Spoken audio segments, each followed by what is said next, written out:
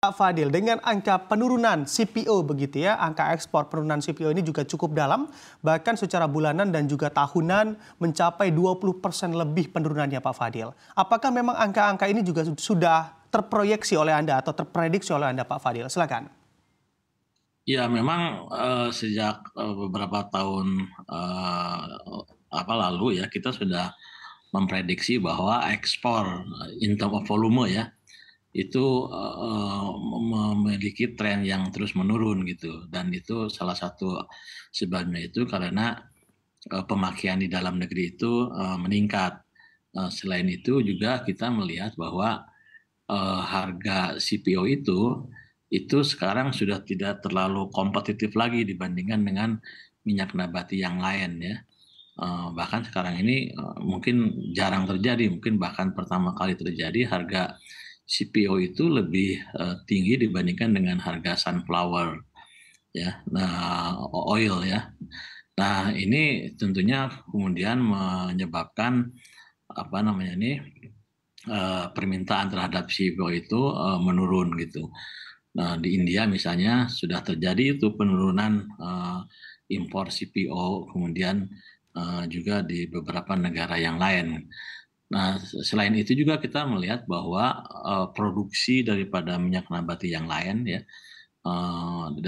terutama dari Ukraine dan dari Rusia itu mengalami peningkatan, walaupun di sana masih terjadi perang gitu, tapi justru supply dari sana itu meningkat. Nah, itu kemudian juga menyebabkan harga daripada sunflower oil itu mengalami penurunan, sementara harga CPO karena pasokan di dalam negeri juga stagnan, kemudian pemakaian di dalam negeri meningkat, bahkan maka kemudian harga CPO-nya juga mengalami peningkatan sehingga tidak kompetitif lagi gitu. Nah, jadi saya kira itu yang menyebabkan terjadinya penurunan daripada volume ya ekspor CPO di bulan Mei, dan sebenarnya juga terjadi di bulan Februari kalau tidak salah, sampai bulan April juga seperti itu. Jadi trennya itu memang menurun, dan ini merupakan suatu menurut saya tren yang agak sifatnya itu jangka pendek menengah lah gitu kan. Kita belum tahu jangka panjangnya seperti apa gitu. Oke, baik. Jadi ada pengaruh harga begitu yang kurang kompetitif menurut Prof dari Anda. Kalau dari Anda Pak Peter, menurut Anda penurunan ekspor CPO kita di saat ini atau di bulan Mei 2024 lalu, Anda melihatnya faktor apa yang kiranya menjadi penyebab utama? Silakan Pak Peter.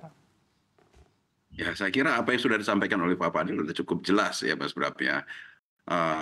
Kita sudah memprediksikan penurunan ekspor sejak awal ya. Ketika kita mengalami surplus perdagangan yang begitu besar ya, terjadi lonjakan ekspor yang didorong oleh kenaikan harga-harga komoditas, kita sudah memprediksikan bahwasanya windfall dari ekspor ini tidak akan berlangsung seterusnya. Pasti akan ada periode di mana kita akan mengalami penurunan ekspor. Dan itu yang sekarang sedang kita alami. Yang sudah kita alami prosesnya itu secara gradual sejak tahun lalu. Ya, di mana secara perlahan surplus perdagangan kita mulai turun yang disebabkan oleh harga-harga komoditas sudah mulai melandai, bahkan sudah turun mendekati harga sebelum tahun 2019 ya, di mana pada waktu itu harga komoditas sangat rendah ya. Ini masih belum sampai ke titik nadirnya, belum sampai titik bawah di mana kita sudah pernah mengalaminya pada periode sebelum tahun 2019. Jadi seperti disampaikan oleh Pak Fadil tadi, hal ini sudah kita prediksikan sebenarnya ya. Proses ini adalah proses yang bukan sesuatu yang mengejutkan, karena memang sudah kita prediksikan, karena harga dari CPO pasti akan mengalami penyesuaian yang disebabkan oleh banyak hal, banyak faktor, yang turunnya demand ya, kemudian kalau untuk produk komoditas ini memang lebih dilihat dari harga substitusinya ya, harga barang-barang yang sejenisnya ya. Seperti tadi disampaikan oleh Pak Fadil adalah harga minyak nabati yang lain, misalnya minyak dari bunga matahari ya, yang biasanya dikonsumsi di Eropa.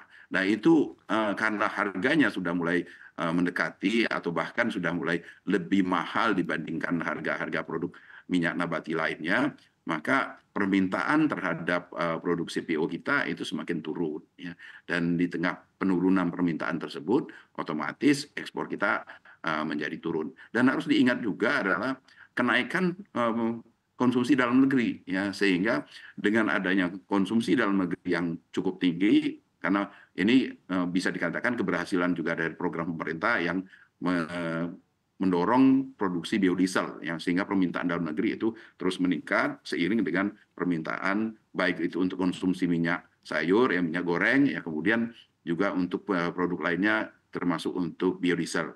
Nah, dengan permintaan domestik yang lebih tinggi, maka ada pilihan bagi produsen kita di tengah menurunnya permintaan global. Produsen kita bisa mendorong untuk mengalihkannya ke dalam negeri yang lebih kompetitif, sehingga secara keseluruhan total ekspor kita menjadi lebih cepat penurunannya. Oke, baik. Pak Peter, andai kita bicara terkait prediksi begitu ya, yang pada terkait harga komoditas yang juga dalam tren pelemahan, lalu juga berdampak pula pada tingkat surplus neraca dagang kita, apakah kondisi-kondisi ini juga Anda prediksi akan membuat neraca dagang kita defisit dalam waktu dekat? Kalau proses ini terus berlangsung, ya, penurunan harga dari produk-produk komoditas unggulan kita untuk ekspor kita terus melandai, terus turun, permintaan global juga masih tetap rendah yang disebabkan oleh gejolak geopolitik global, ya, sehingga aktivitas ekonomi kita tidak membutuhkan banyak komoditas yang bisa kita produksi tersebut, maka otomatis ekspor akan melemah, ekspor akan menurun, dan itu ujungnya akan membuat neraca perdagangan kita semakin surplusnya semakin kecil, atau bahkan kita akan mengalami defisit. Oke, secara termin waktu prediksinya kapan sih Pak kalau Anda lihat begitu ya, andai kondisinya masih seperti ini secara global? Ini secara global ini tidak hanya kita yang mengalami, ya. Kebetulan kalau untuk Indonesia struktur ekspor kita memang lebih didominasi oleh produk-produk komoditas.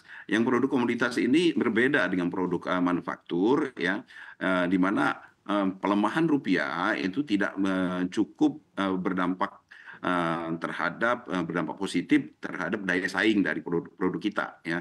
Jadi kalau seperti saya sebutkan tadi, untuk produk komoditas itu lebih melihat dari produk substitusinya, ya.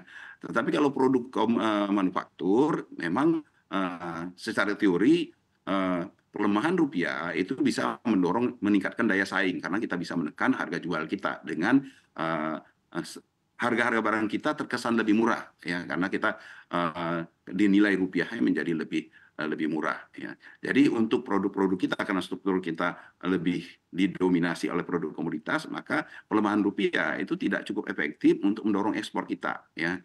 Nah, ini agak berbeda dengan kasus negara lain, tetapi saya kira di tengah tren global yang sekarang ini perekonomian masih terganggu oleh gejolak geopolitik, saya kira fenomena penurunan ekspor ini tidak hanya kita yang mengalami, tetapi juga banyak negara lain.